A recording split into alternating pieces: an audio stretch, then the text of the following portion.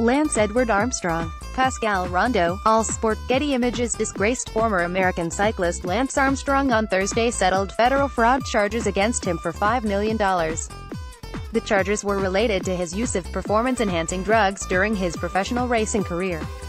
It ended a protracted legal battle that involved former teammate Floyd Landis and the U.S. government, on behalf of the U.S. Postal Service, Armstrong's Tour de France team sponsor from 1999 through 2005. Landis filed the original lawsuit, which had sought $100 million in 2010 and is eligible for up to 25% of the settlement. The deal came as the two sides prepared for a trial that was scheduled to start May 7 in Washington, the Associated Press reported. Armstrong said he was happy to have made peace with the Postal Service. For a decade, Armstrong was not only one of the world's most dominant athletes but also one of its most recognizable figures.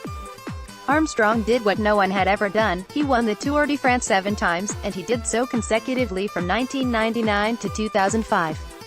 But that was all before the U.S. anti-doping agency found that his team had run the most sophisticated, professionalized and successful doping program that sport has ever seen. As we know now, Armstrong used a variety of performance-enhancing drugs, and all his wins in the greatest bicycle race were eventually stripped from him. As recently as 2016, Armstrong still blasted USADA, calling it one of the most ineffective and inefficient organizations in the world, and claiming its CEO, Travis Tygart, went after him only because he needed a case and a story. Armstrong didn't act alone, and it was, darkly so, a team effort.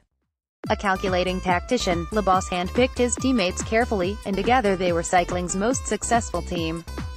Several of the riders who served under Armstrong's tainted reign are still involved in the sport. Here's a look at what he and his old teammates have been up to. More. Lance Armstrong Tour de France cycling features powered by Sail Through.